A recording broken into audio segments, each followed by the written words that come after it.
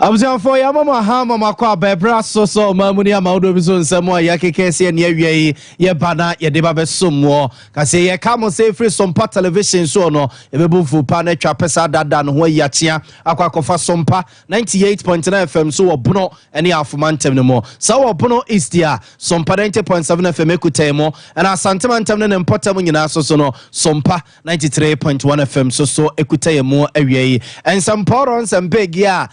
kese ni no edoso pa na poso awie eni abuzafo awie ye de betutu America na ye de mo akogoso eni mem kwantempo no so ya te se accident kese bi asia no pay ema nipa bengo twede omunyina afifirim ogoso eni emem kwan no so ye be call no awie na yakwakodi nkomo asante merade atu dwa wase wo man no ngomasua no se ye koramu yie na ye yemanyosam ya na ba farfare mu akaka na ebekọ na na yewra John Dramani mama so dia desrene futu akodi amagana made hye nyina safia bato no hwara ne anye adwene si ekwako skirt and blouse semu bia ni afai mapanya be de chenso de atu dwa wase shall for de ba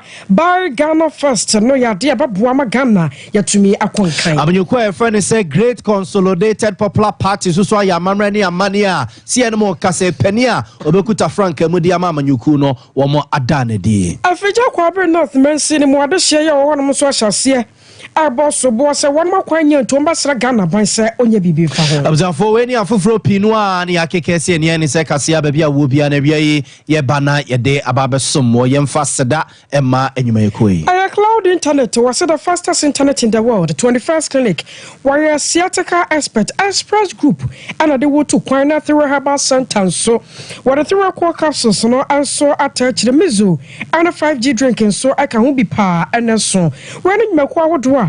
one madama so ya serena ya de kase boy erbaba som asofo ne banu akosuya ejewa kwade aboateni midin awemene nana ya bo amalibi aboga ansem ni abzafo yen sensem na semfem free arehosem nkrabia emu oya Sompa FM ne Sompa TV nsem twefo ababeto yapono so ene se yestete se kan kwanhye bi asi e ogoso ani mem kwantempo no so e ma se ene mo kase yetete se nipa ben ochede awushi kura no ma nka bia wonum nyina aye nyankopon edia ye kwa oma no so na ye kotie bese for a professional konkonsani a oto ye credit free importem wono mo eye kodwom frama asemi on edi nani edi akiri Augustine Japan yene no enkodi ho enkomo kodwo ma han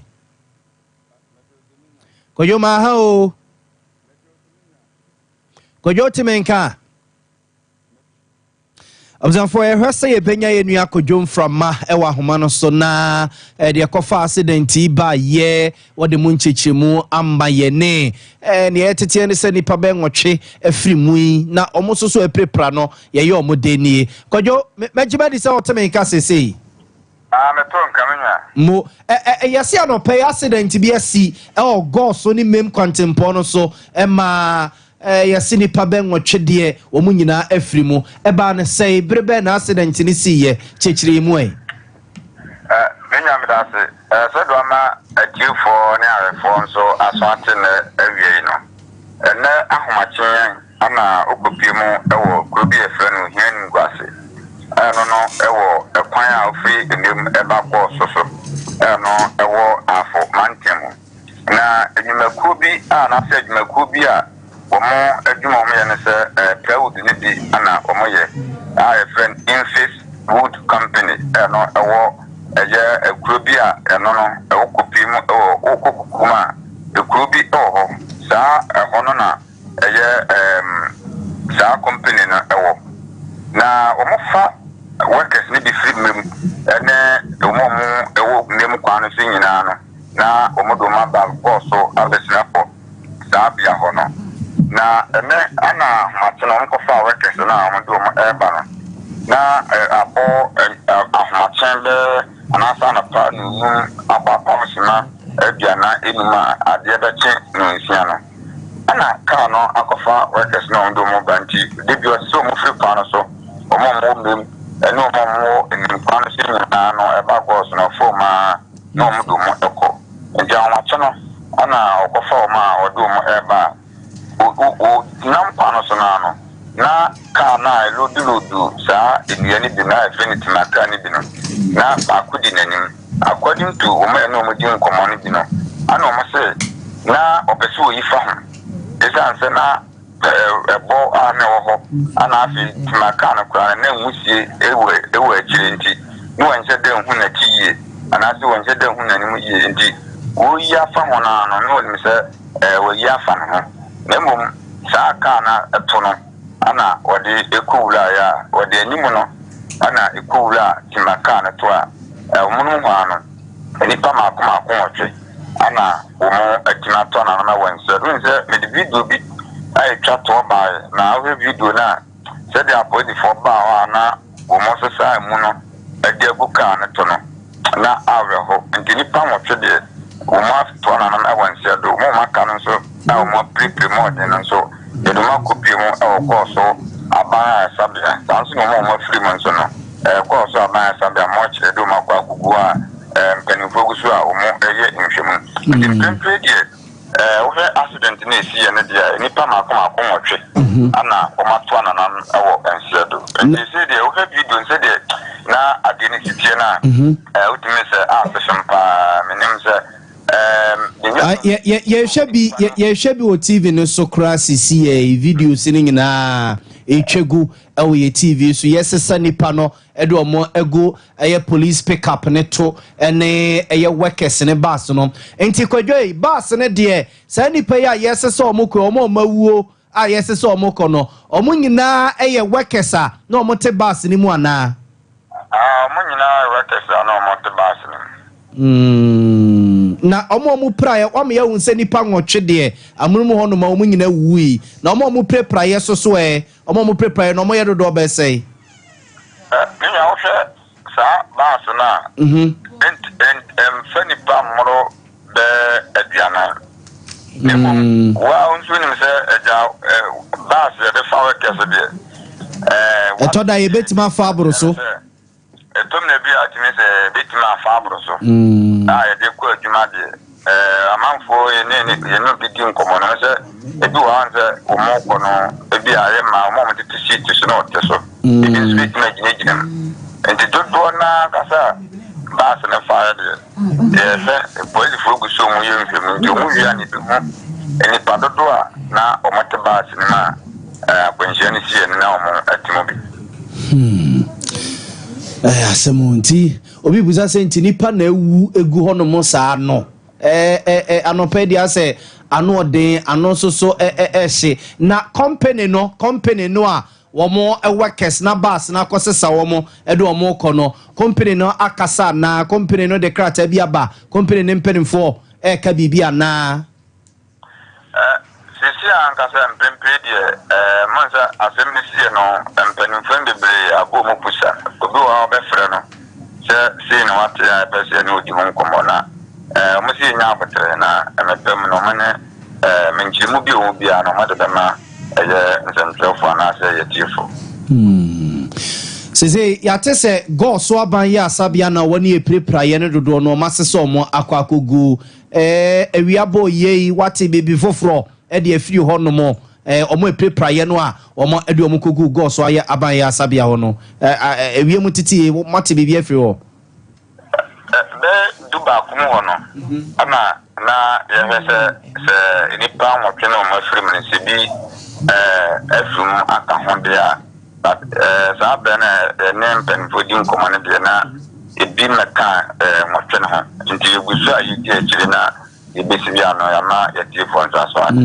na kodwe omo awuwu ye no emema dodo sei na ma soso dodo sei sese angasa de omo ewianse na weni sie na mpenfo no pese omo wie na nkomo de breakdown ama na de won ka chenze ni pa wote na afrim okay ya fina me ko ni nyina na mpenfo be di nkomo na sa no mani nyina no ya di ni nyina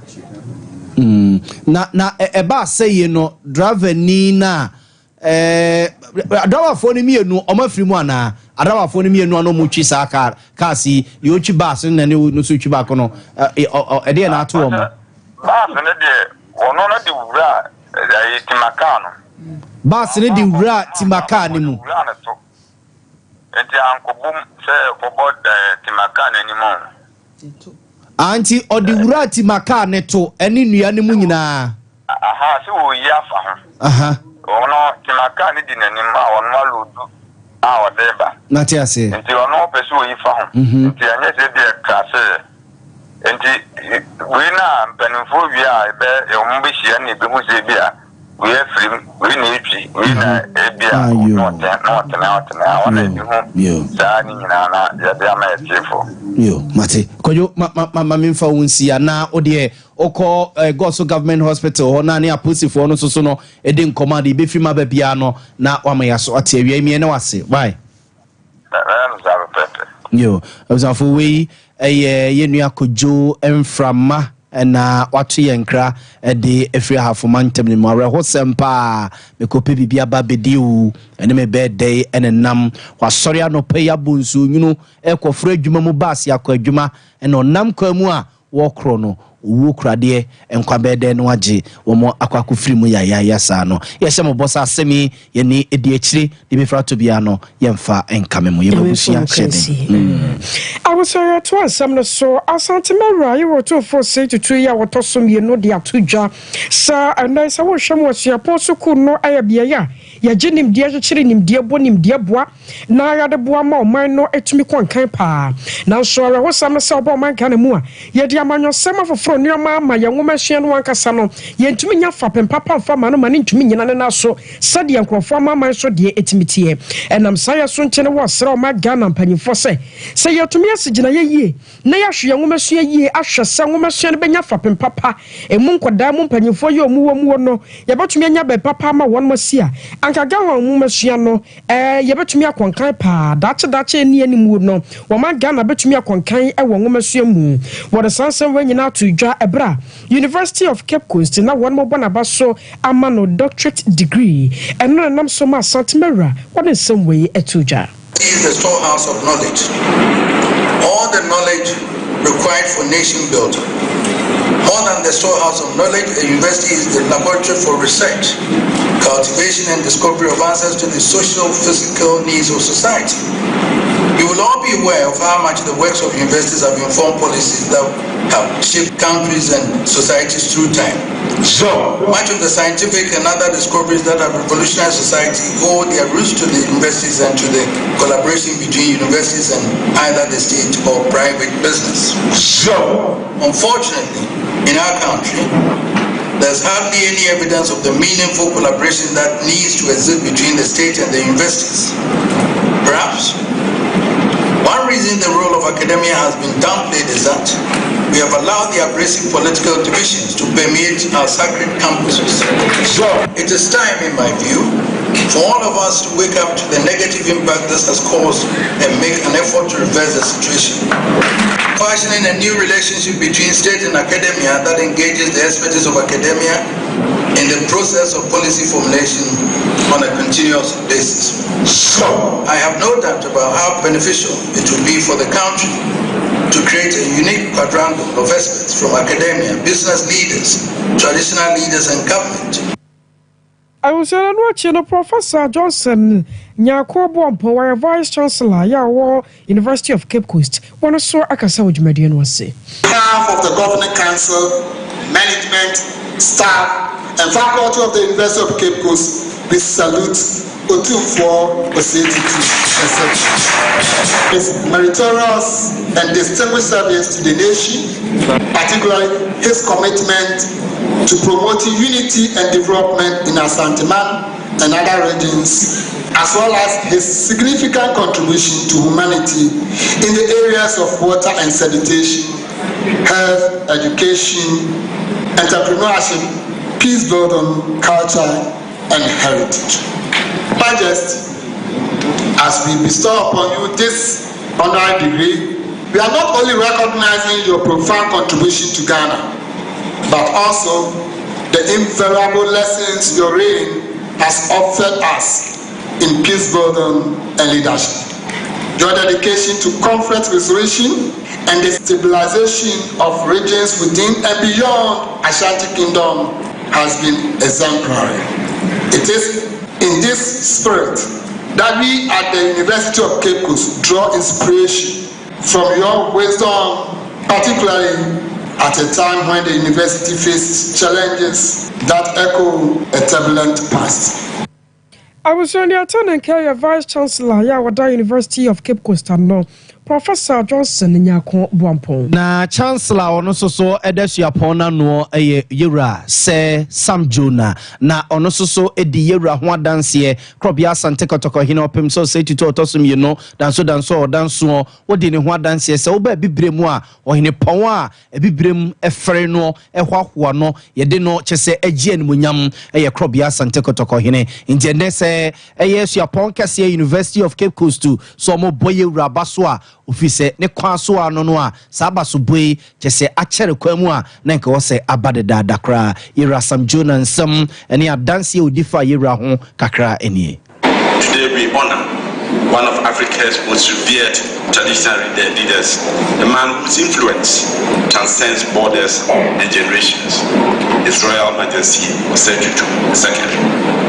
Osei Tutu II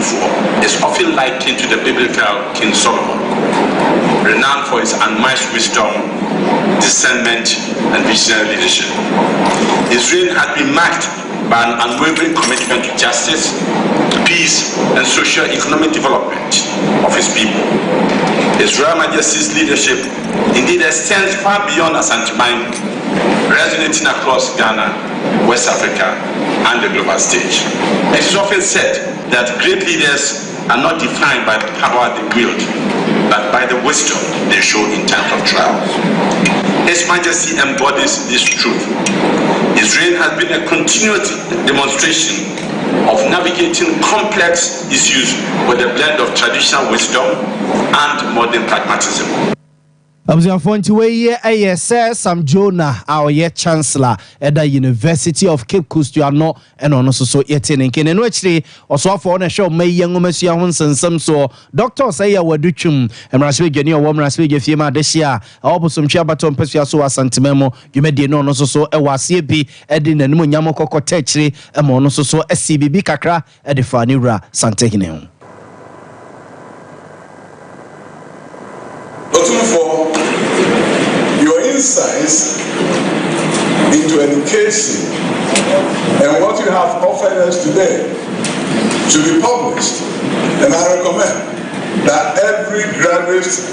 student of education must read this piece. On behalf of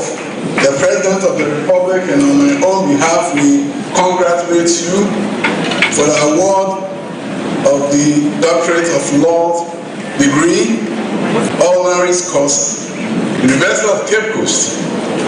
have done something great by honoring Otumfo. You have done so much for the world, done so much for Ghana. We celebrate you every day. You have transitioned very well from education in other spheres of human endeavor,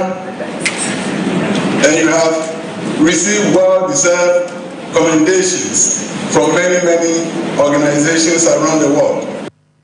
Abziafonti we Dr. Osei wo adutwum oswafo a wona hwe mayi ngomasua ho nsensem tienra wona kwesi mampani na nado danko akufu ado anamu dwumadi na ase na ogira mampani na nado danko akufu ado anamu abo yirasantehene abaso no. Mampanya be de che Dr. Alhaji Mahmoud Bawumia de atu Johnson en hwehwe foforo kra ya nyame ya domo a obetena konya so a wode ba ya wato ne din ba Ghana first ne ya de a ebebo mayi pa wati se wo hwemu anioma dodo no a won mo ayekra ani free nkrofo amama so beti se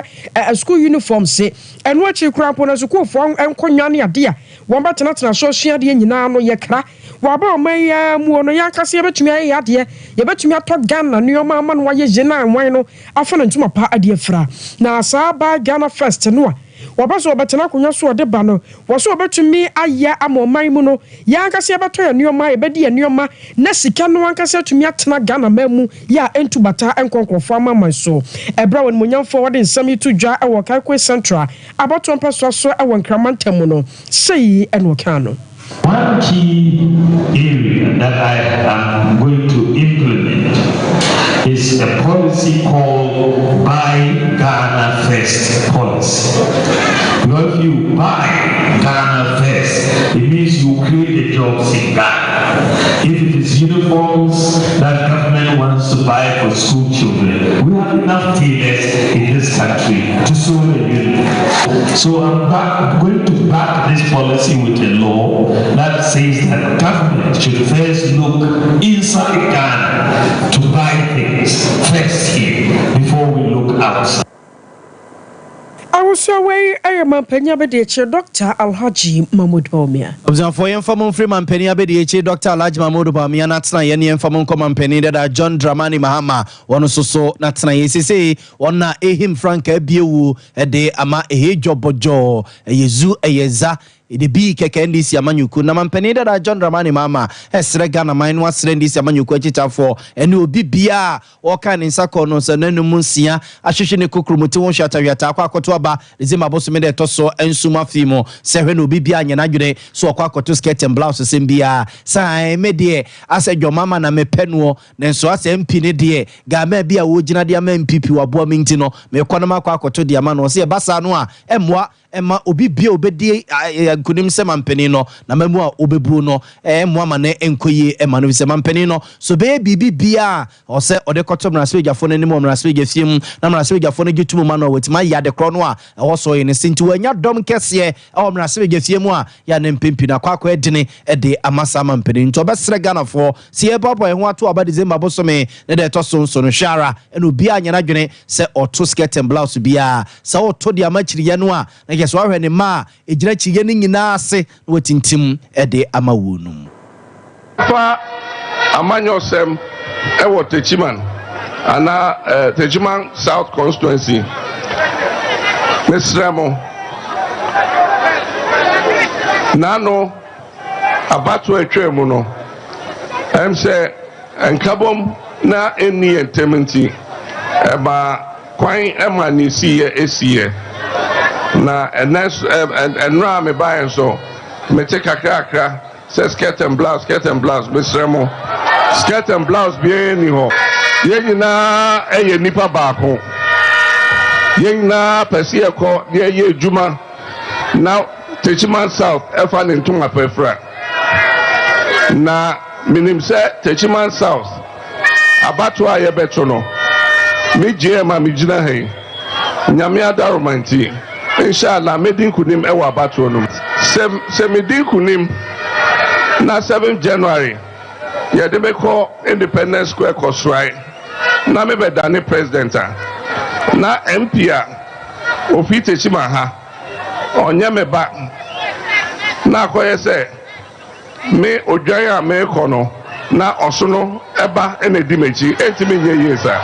odwan ene ne ba nenam osono so ene ne ba nenam odwan ba entimi ko di osono echi osono ba ntu ntimi ko di odwan echi na nyamaka se yebe ye yina Mosport Stadium Agro-Industrial Estate, Regional Hospital, and this annual money na. I am a subject, and I make a copy of Sessica, native yes annual mano. Na Samuya me president, Namekwa Mansapejum, na Osoro Mankwa na your homa. I hear your Kunyasika yes annual manamamo. Also, if you watch here, Omotina Bemu, Omonyasika ye. Observe we am penida da John Dramani Mahama ni yetene ke we yemra na odina probo akwa kopie Techiman ene Bruno East Mpotemu honomo. Ora Keti Hammond ya wa so for your show ma Ghana jodi won samso ade hye bia kwamra shebedwa fie sane ya ba na ma Ghana ye nuanom ya won mo ya cement wo ma yi mu ye ne won ma peja bo no kwa gina mu abo no ye behunu kwampa ye betumi ade afa so pa na enam so amone nsamtwofo atwetwe nkomo a kire mu sa hye asonko ya wode bai enye se bia wo bebo bia anu aduane na ato aguo na momu no sane ya ba ya ye nuanom mo wo bepa na woda ya so bi so obesi dan wo mai mu no wo mani suade ho betumi abam saa enam saa ya so ntene se kwaba no se wo bi to ne cement buo mu a wo se wone wosoafo no adwene ho esusu ho ansa na atumi aboa me yehunu sane cement buo no ankasa ebesi bi akoro. Law is in place now and they're going to have me to deal with. It would have to. I have no doubt in my mind that when we've gone through the details and we've seen transparently what is it that cumulatively establishes the price, the X factory price. Companies would have to reduce. They would have reduced. My understanding is beyond argument. There are some hidden figures there that they are not telling us. Those would all be removed.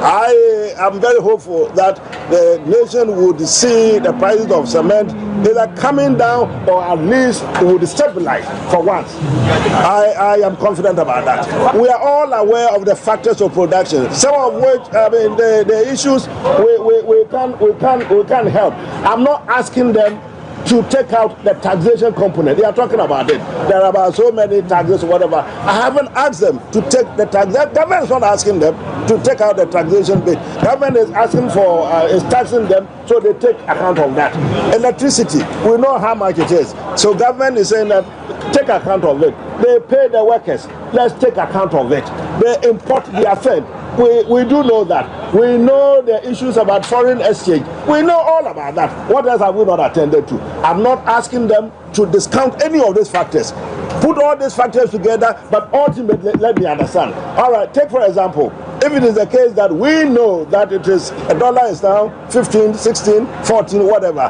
Who knows if they are charging us 20-something cedis to the dollar? Do you know it? We don't know.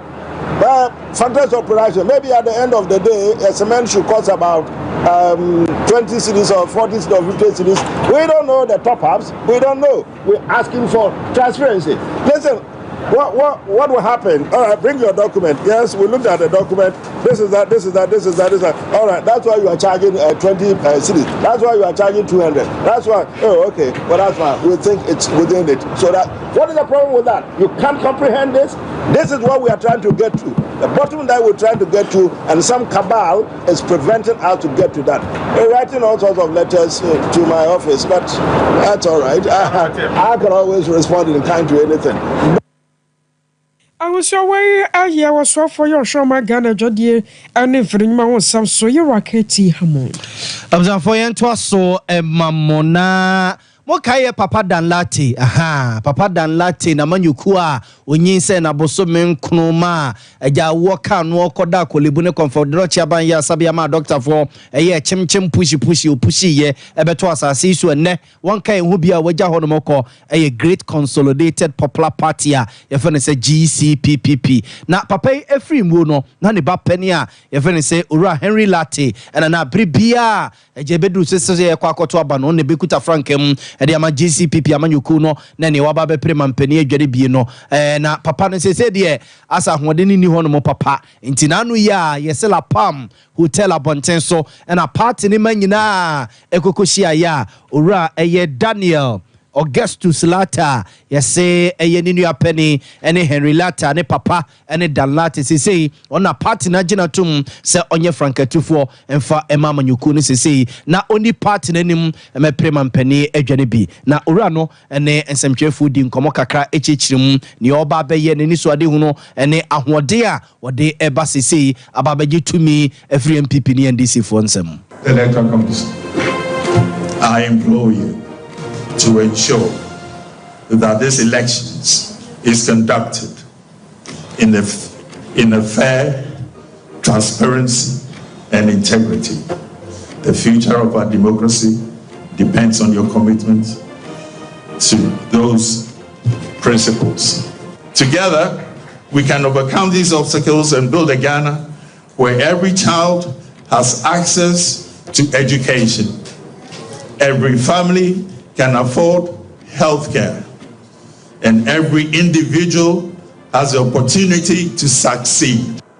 Observant way Dr. Daniel Augustus Latte say one year Franco for the Great Consolidated Popular Party amanyukuno na eno che na chocho for penny e de ba amanyukuno ora citizen na to dazi so no e de kakra so se mampani akufo do de odi ne ho ya pa titiru ene yensuo nyina asai yakoye nyina asai agensemu a yete wono mo hwe eye mprekoto so MPP de yese na NDC yese no ofisa mampani na do danko akufo do gidia amanfo nya woni mu a na nkode sai konkese o galamse so no ene ene na niema agensemu no. If you see our water bodies, it makes me sad. What are we leaving for those behind us? What is our commitment to this fight against Galamsey? This is not a time to do name calling. I'm not here to mention names. We know those who are involved. And why are we doing this to ourselves? The water we drink, we don't even know where it's coming from. Now Ghana Water is complaining. They are all shutting down their machines. And it turns back to be an added cost to all of us. Is it not sad that we see when you are traveling, those traveling from Kumasi, when you get to Konongo, in fact, it is just by the roadside. It's not far from you. Why are we doing this to ourselves? And we pretend we are fighting against Galamsey. And because we've made it a partisan fight, the current government fears to fight it fiercely because opposition is ready to take advantage to say, oh, when we come, we will do this. So everybody is paying lip service to the fight against Galamsey. Observant way church for penny de ma GCPP amanyukuno domestication party no iradalate the party church for penny na buzia yete no enken. Observant be jira we so ni ada ye ho kakra ba nemum ye na 21st clinic for ase se o sia take ntini no atwetwon tutu no odo ani kire ho no ma doctor for ni nu papa e ho ho no ma ye de ebetu ase e de ama 0540 311 311 0540 311 311 na ni mo edin komo 3A Herbal Center ya de 3 capsules abegwa so okoku no ase be hia ma ase atua na odi 3 capsules ni bi abobo pharmacy shops the drug stores ahodo no okwa obenya bi ato for 0546 107107 na edi ho enkomo pedodo no a etu mizo ne 5G drink no eguso a no so ye no nom mizo ne 5G drink no eguso a ye no mo ye o ye wed no ye party pono to bi occasion bia o pesa o serve drink man ti wanim ehye wanim nyamo a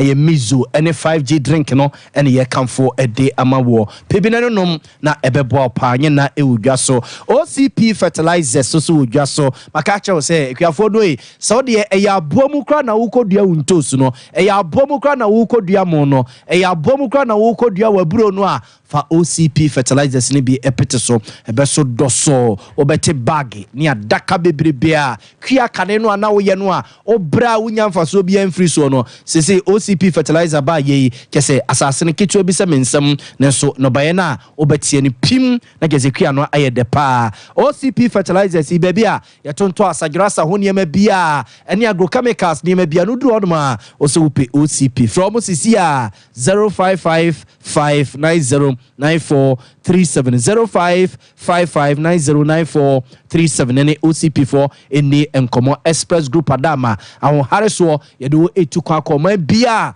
opesa ukoso so se uko Canada se uko UK se uko Australia se uko Germany se opesa uko suade anase uko ye adwuma kotena ho no mu a ni nyina fa honkrata asem ne bibia ebedan express group for ye mfa untu kwan Kumasi Asafo labor runabout no so ne yewo na sa ohwe wa Accra Kaneshi First Light also so ye ho no mo na Tema Community 18 la shibi golf filling station no enche ho so ne yewo freyen 024900 0448 0249000448 na ene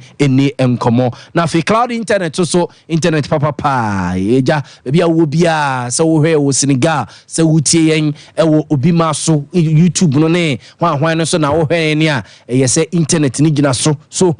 na cloud internet for internet na zizi obia use ebo no so enye den ketua bi no anya bebre egu phone so egu tablet so na uyusu wo fie ene wo nyuma mu a kese o mo kapi wo internet ho ho cloud internet adamenti baby bia so ye adwuma se wo de ye adwuma wo fie baby bia nsuo beto from abefa wi abebo cloud internet na ye adwuma you kuma se top high heya love fm opposite one mabrosan no a kuma uma rural bank wo mne ho a na cloud internet ye wo from 0244601933 0244601933 na ene enim komo ye twasi aba ye ba ansem ne pia ka kira ewie ye besa so de pie musu bio.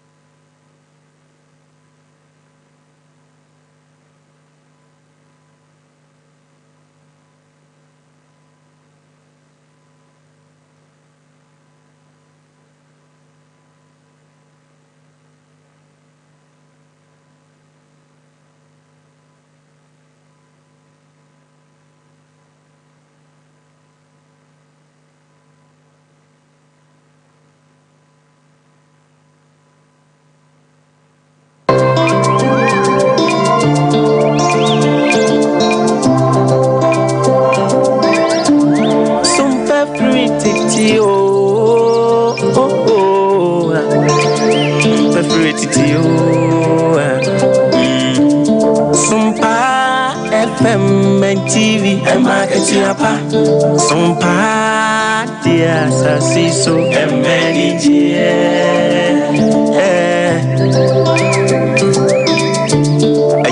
Simini aketienti usumo sumio abune bema wanyake tiapa Sompa FM wasasiso ewiasimu basumna wasumye dia fanyina mse wansum bisa usumye makete apo eni jie ti Sompa die emakete apa Sompa dia sasiso emeni jie Sompa FM, Sompa TV, market yapo,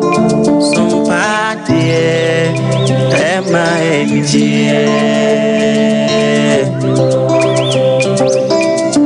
Teaching what video to Sompa, FM and TV, never my wedding, and the Akatiapa,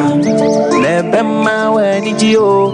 Sabra way more dagini, be natural, so no dear when ya, Bemma wedding, Akatiapa, so come, and Akatiapa, our video to Sompa, FM and TV, why?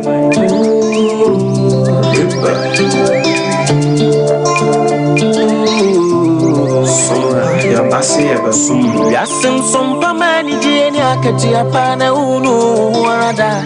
Sompa de asiti neimunu ema akati apa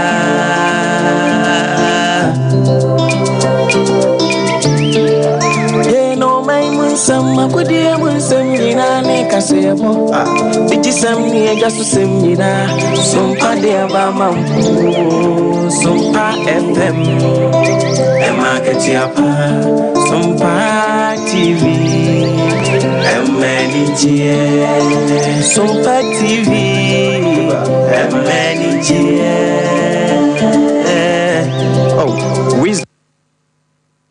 Abusoda mu ase sama twa ya me yakwa ya toa so na yakwa ma no so ne yakwa akodi nkomo ya kasa Ghana bai egu ahoboa so se wo ya hyehya ma Ghana ayaka ahodo ya yede no ye betumi ehu kwampa ye de befa so anam sa ya so nti no wona bondholders ye wo ma Ghana mu ahia ya wo kire se won mu sika botene ya na nka mo hwa ni mu se won mu sa betumi aka ade free aban no ho no ehye wo fro kora ansan so mra na ne omu nan da ne ye kire ntun hyada no hwe kwampa fofra wo betumi ede sa sika no afa so na watuatua na asam nti ye kwa ma no sore ne panyipa ya wabene wo sikasemu oro prince obri yaboa akodi nkomo ede afa ho opanya kase mo ha o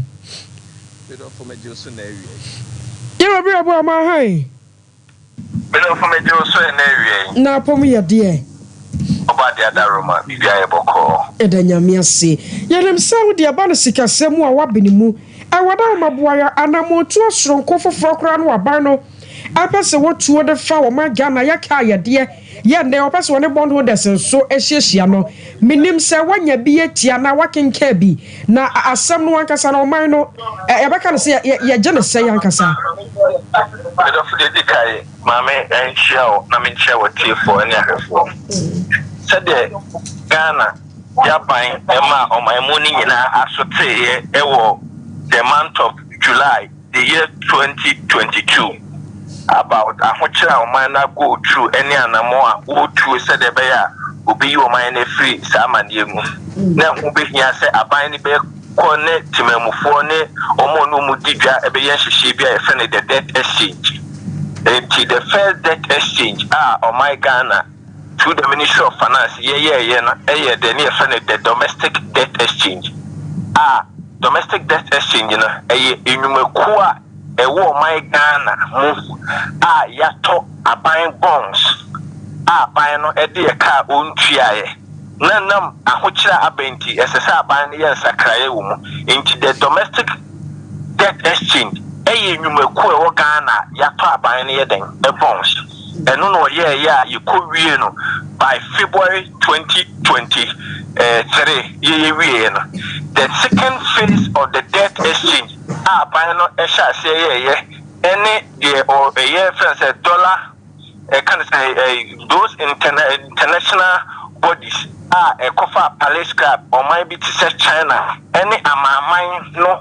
so necessary or no more Asia inti no on share and on no more year bear osome miensa itwa mu ya eno so ho omu eya atum ho ase de final agreement eden aba the third stage of the debt exchange ana abeta bonten enra no eno eye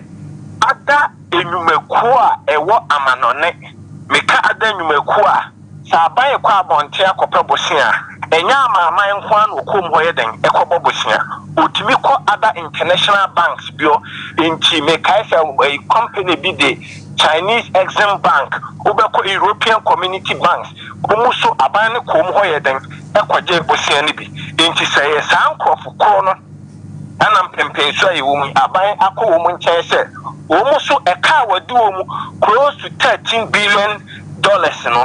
and a carmen into woman tiasia, no almost no woman yeding, and yes, society aiding, a woman. Inti so Busamia, the third stage of the debt exchange, Abai aiding, Anna, and they were the ones and Kay, other Trabontin, into or refer to other international agencies, and Yama mine, be a bank, Kisebi, or maybe England, English, US, China, now by an aquaji. Bosia bi den e won ho a ono so abai ka che ne se omienyan sakraye e wo the original agreement no ne ye den ye no so de be ya ne ho be hen hare no wetimi atua ne kai den ama no na abai ni so ade hunu no wo ho pise obetimi save more than $4 billion e wo sa enhihye mu e tese o cut almost can haircut according to information about Bonten, close to 37% of that figure. Abayo say, Womubetmia Tiasie, na Umudia den, Acho my Ghana, said the bear Ubetma manage, and in two Busamin in Chichu that testing in Shamna and why complicated as a one some cano, aye and Nakaka, and no why, maybe before Friday, Abiboom. Me a very sure say. We employ the third phase of this debt exchange. And sha and Kosowa. That should be before for Bessa Babacan. Nina debt exchange home and Commonana Babel Trice or Bemane Kaiden Abafo. Now, I saw some here working here, you know, and Kokobasa that should be Ghana hope to me at Cherano. I was hedging a sea here. A Barnabas was yes, and said, I may know about Babadin Comomedoka. Now, person me no dim komo de fa ka no ho ne ehunu hye be fa se me jemu anase mpomi tu kana shada ade no wanye bibi bi asombo bi from my Ghana ho a da che be ha o man no na eno de yinsunsan so ba ko a ewo ho e de mo man no efise se o kwa akwaje bosia na se nipa o de bosia na ba be ma onimi se anhwe bibi betimi esi aba wuntua man share that one or the better amount mine and as even say Uncle Crampo and she share the better amount a coso. It is a bit of my Ghana, yet typical example. A debaqua, Akoma, my Ghana, Okojibosia, no interest rate, Kwan, Akosubri, Sania Mana, and I say, acquire Ghana for Efasu default the loan rate. Enretia, Anna Bank of Ghana Babon, Tebeka Ghana for I say, the loan default rate, and I say, bad loan ratio, woman, up to 40%. As a channel say, 100 loans be a bank at the Mabiano, almost 40%. A moon to move at the 9, who badia, Umunti share, Umini Ghana for years so. And now Umini share, Umini banks near than you know. And now, some bank in the person who young for Swinty, and my woman increase your interest rate in the course. Said the Baya said, in the Padua 9 million, and I'm saying, get one a bit an interest rate in Washington, a bit more compensate two or more for the loss now, Oma Omuntimintiana. Now to zero it to domain Ghana. And I'm seeing that exchange the intimini about Shashinti. A mine who do not say, maybe I have a quadruple ever shasha than she say, a more thing up to her at their more minor. A business say, and tell matters for my gun a quack of Pebosina. I have maybe because a young Facoso Mudam, and maybe collateral. A chest say, so when you say, in figure, a more when you know, then Kanya, what the baby see a Adentia unko ubaba so obraye no atua on adentia ma mekanche ne se bushia na wo de ma me no mentimi antua fateme two obama interest rate ya eden eso akoso se de be ya du ba bi no oje kakra na kakra betam no ne honya den enchire no the conditionalities in general emu ba ba yeden we need several other effects here ebetimi awo ho e de amon abra ye back on sa anamotui Sasa ubaka se anya de nsa akotuma wie dia na wose ye die ye koya nimu no ade na wose o ma Ghana ye Mina ba me da se de ya rehosem e wo this debt exchange nyina mu ne se despite ahoche o man na kodum eni la le sule la o man ne ye se de betima afie ntoma pa efre nyina no ade a ede koto sa ama ne yenim no o man ni hwe ade nya den emfiri ho efi se when you bound hospital na more way na me 2 years de me koto sa ahoche we ma empempi e ma wo sesa wan den wa brabo e de na de koto debt exchange mu de koto mu ne se o man ye sika ye nya na o man mu ni mpuntudwuma ye no no enso ye so wo de o man ni sika nyina adwuma ye sika o man ni nya na wo de toto e ka ye de ho a bro kasem ye friend debt sustainability analysis na no my Ghana there more than 100%. A chese uton ho niema no adwuma wo ye sika benya afi mu ni nyina akwa no entimi ntua wo kanye den emfa mawo enso ana mai koye saadi e fi ho no enam se ye bro bosia bebre ye de akoto mu no no ye da so ye den e bro bosia na ye bro bosia na so a adwuma esese ke ye de ye na so ba so e manfa so e de mo man no enya de a ye se ye adwuma ni ye amo man na nya so mfa so okay me who say ansha enche ni ya koye nim no se to aso boy ya brabo te se de ya boni ya ahwa ibi bedu ba bi no aban treasure boss amobro wa wo manum ana tobie no mu di kwan ahwe be ba beka no e se na wo twi mu ababo ntia beka se aban no for almost 2 months the treasure boss sika ko pese we raise from public no hono enya ade anensa den eka ama treasure be bo kwa na ekoso eno so bo kwa na ekoso ne ko du ba bi ne se interest ene ka aban bo se aban na bo ho so akodu ba bi anu ntimi nya de obeya na ho beto na ne se eno so be debt exchange. In summary, we must learn from our mistakes. I was yes, dear pa, the free and from Soya, your reference, Yabado was say, and we should do sub-Saharan Africa, Yena, your torso me.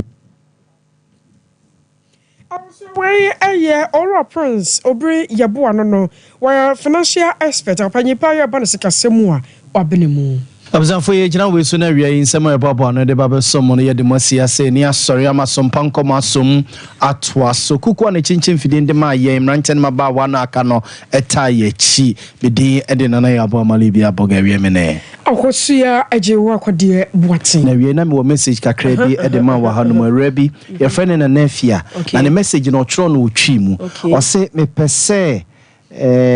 o se me pese ye sre kakra ka kire ajewa se I like her short wig goes at the end, so she should stop putting the long one. It was say wig and kitten. And you're no one. Suppose of one said that I'm sure Sahara Guinea Bumbabe too. Oh, my God, catch it home. Let you dispatch your message in the Macan catcher and what? And I said, I don't know for Tamio. I mean, she as a neck, I owe my day.